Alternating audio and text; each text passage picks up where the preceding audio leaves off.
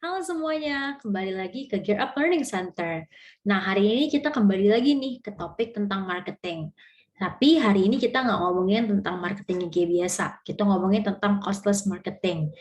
Jadi, costless marketing itu secara general ya, nanti kita akan ngomongin lebih dalam lagi, adalah gimana caranya kita menggunakan network yang ada, ya kan, atau tanpa cost lah ya, jadi istilahnya costless untuk reach target audience kita yang secara efisien gitu. Nah, mungkin nih kita mulai aja kali ya dengan training material kita hari ini.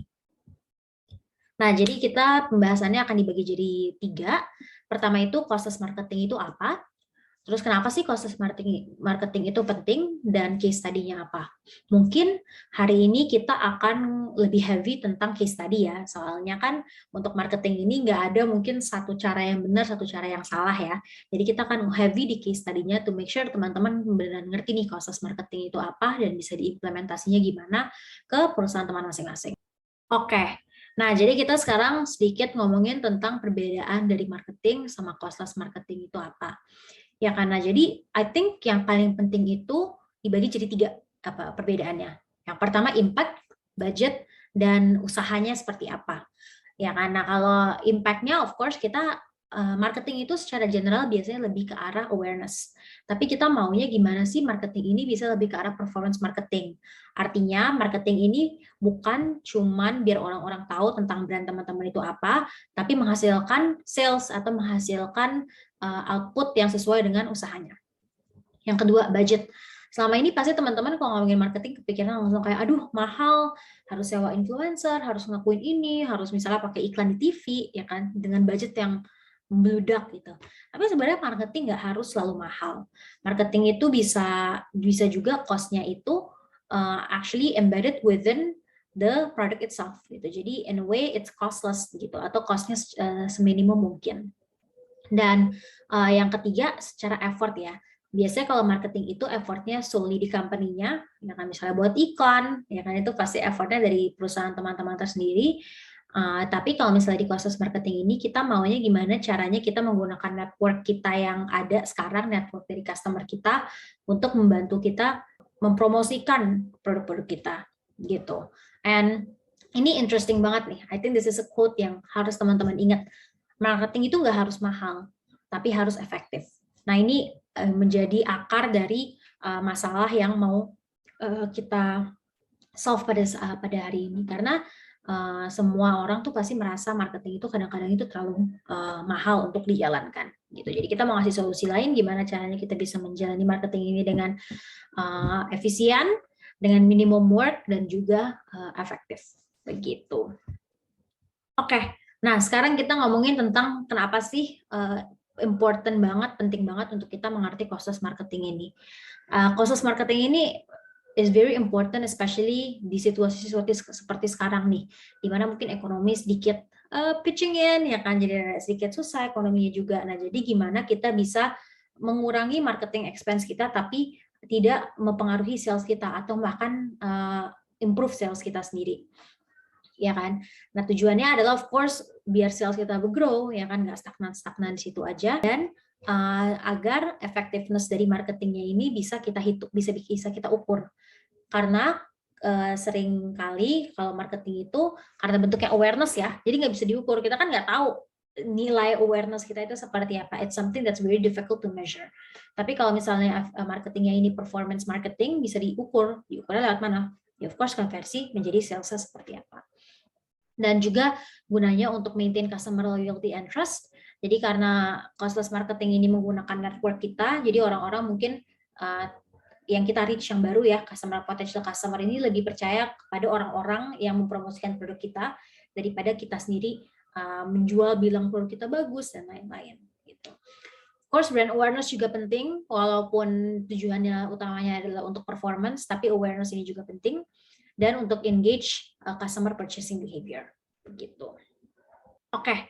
Nah, jadi kita ngomongin dulu nih ya, apa namanya how to close marketing. Again, karena ini marketing nggak ada satu teori yang paling benar atau satu cara yang paling benar gimana sih caranya mau conduct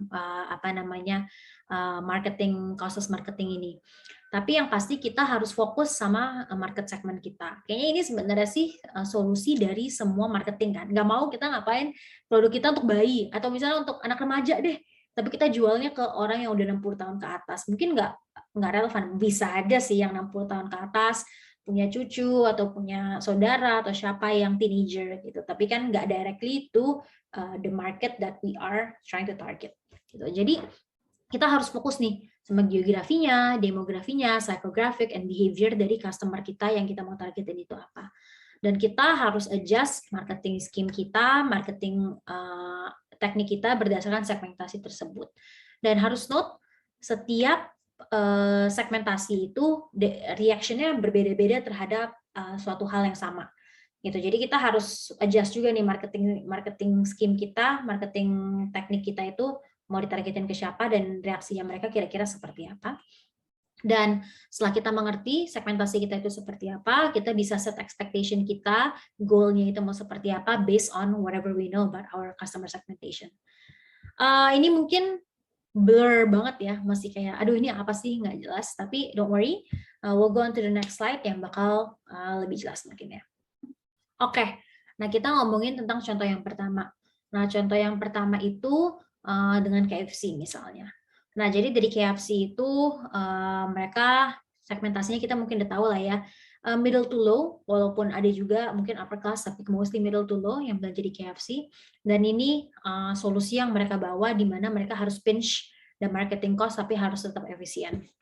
Nah pas COVID ya, mungkin kita semua teman-teman ingat ya kan, banyak perusahaan yang merasakan threat of losing customers begitu. Nah karena problemnya ini mereka harus nih cari solusi-solusi gimana mereka bisa tetap relevan sama customer tanpa mengeluarkan marketing cost yang berlebihan. Karena biasanya ya tendensi dari perusahaan pas masa-masa sulit itu yang pertama di-cut biasanya marketing gitu.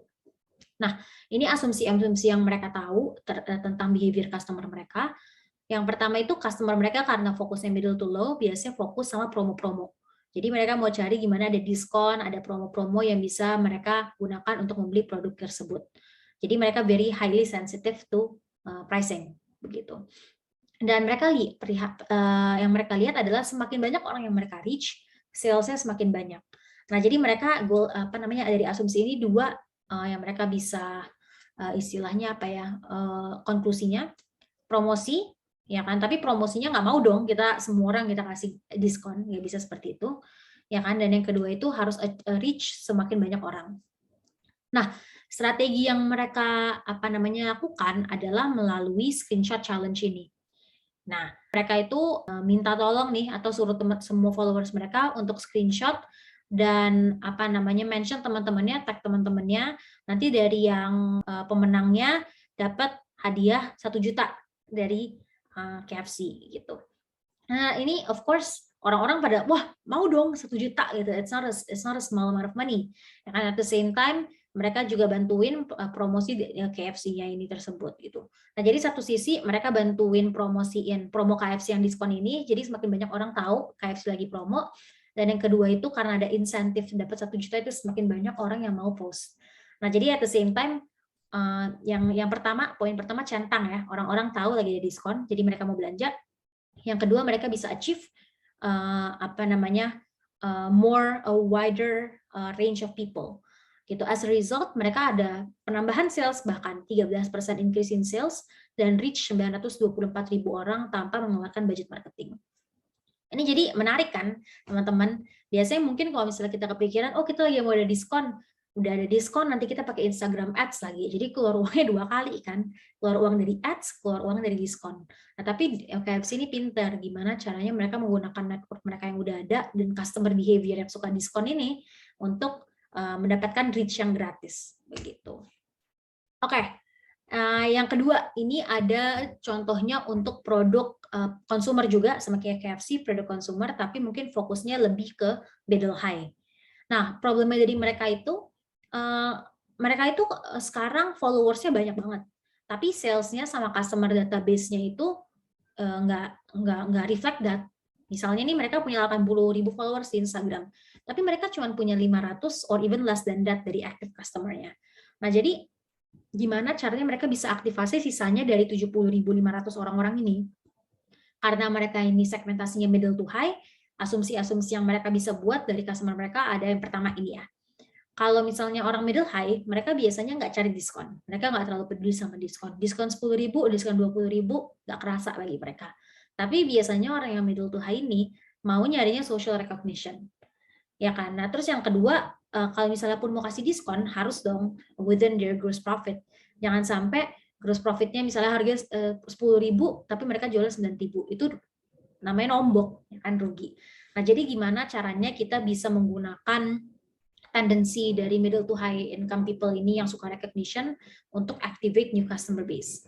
Nah, yang mereka pikirkan adalah cari diskon dari birthday. Jadi contohnya nih, aku ulang tahun hari ini. Aku ulang tahun, biasanya kan kita mau traktir teman-teman ya pas ulang tahun. Tapi ini mungkin pas zaman-zaman COVID atau ya mungkin beberapa bulan lalu, setahun lalu, susah mau traktir teman-teman.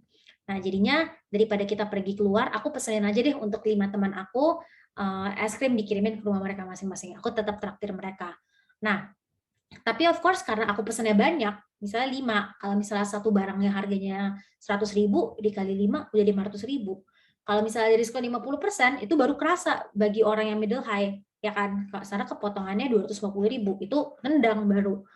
Nah, karena mereka barangnya premium yang gross profitnya lebih tinggi dari 50%, nah jadinya mereka mungkin mau untuk memberikan promo ini. Gitu. Nah, jadi at the same time orang tersebut yang memberikan, yang traktir teman-temannya dapat social recognition yang dia mau, teman-temannya merasa, wih baik banget nih Gabriela contohnya ngasih traktirin gue gitu pas ulang tahunnya, belinya barang premium lagi. Gitu. At the same time juga orangnya selain dapat social recognition yang mereka mau ini, mereka juga mendapatkan promo yang lumayan signifikan untuk mereka. Gitu. Nah, ini baru perhitungan kasar, tapi potentially misalnya aja mereka bisa activate dari 500 orang yang ini, 500 orang yang udah ada, misalnya 500 orang ini undang 6 orang aja, ya kan, udah bisa 3.000 new customer. Gitu. Dari 3.000 new customer database ini, misalnya mereka mau reactivate lagi, bisa direactivate lagi. Misalnya sepertiganya aja yang yang activate, udah 1.000 new customers, new database yang mereka bisa activate gitu. Nah, jadi with no actual marketing budget, of course tetap ada budget karena motong dari gross profit-nya, tapi nggak ada tambahannya lagi. Kalau mereka mau diskon 50% aja bisa, tapi kan harus misalnya pakai Instagram Ads lagi, dan misalnya untuk aku sendiri, misalnya diskon dari for example dari 50.000 ke 25.000 nggak nendang. Tapi kalau 500.000 ke 250.000 baru nendang. Gitu. Nah, jadinya dengan melakukan seperti itu tanpa misalnya Instagram Ads atau apa, mereka bisa grow customer base mereka 3 kali lipat, dan bisa dari situ mereka bisa grow lagi dengan promo ini. Begitu. Nah, contoh lagi yang selanjutnya yang ketiga ya. Kalau tadi kan middle high, ini mungkin lebih ke lower income, ya kan? Misalnya untuk barang yang sama yang premium, tapi mereka mau coba penetrate lower income people. Kalau orang-orang ini mungkin disuruh beli barang 200.000, mereka mungkin belum mau. Tapi kita mau market research nih sama mereka. Ya kan, of course kalau orang middle low pasti mereka kayak tadi ya, sama ya, mereka very subjective to price, very sensitive to price. Jadi dikasih diskon, ya kan, tapi at the same time kita juga mau dapat database mereka. Kita bisa aja masukin ini nih, buka website kita, masukin kontak ya, nanti kalian dapat diskon 20% for example. Nah, this is also playing around with their tendency to like discounts gitu. Mungkin nggak usah gede-gede di sini, tapi udah trigger mereka untuk mau purchase produk tersebut gitu. Ini pernah dilakukan. Dari sini ada 100 potential new customers, jadi 100 orang yang isi database. Dari yang 100 itu 15% orang kira-kira actually become customers. Jadi success rate-nya 15%. Begitu.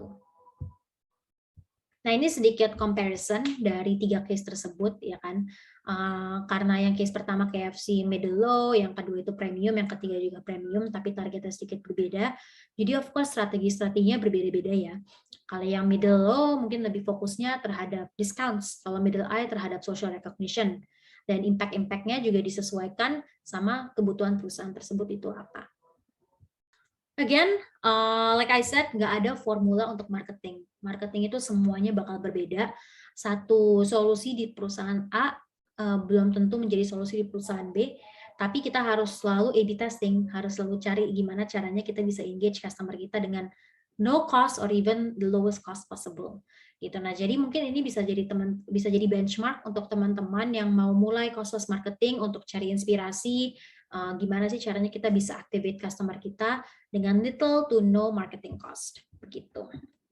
Oke, as always, kalau misalnya teman-teman ada pertanyaan, silakan email di info@gearup.network atau mungkin ada input-input materi-materi apa lagi yang bisa kita bahas. I think for now this is what I'm going to share. Nanti kita teman-teman yang masih mau belajar topik-topik lain, silakan untuk head over to the other topics. I'll see you guys next time. Bye-bye.